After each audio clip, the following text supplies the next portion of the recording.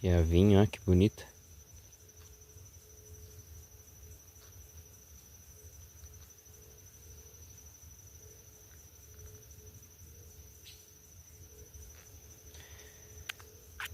Lembrando que é Piracema, tá?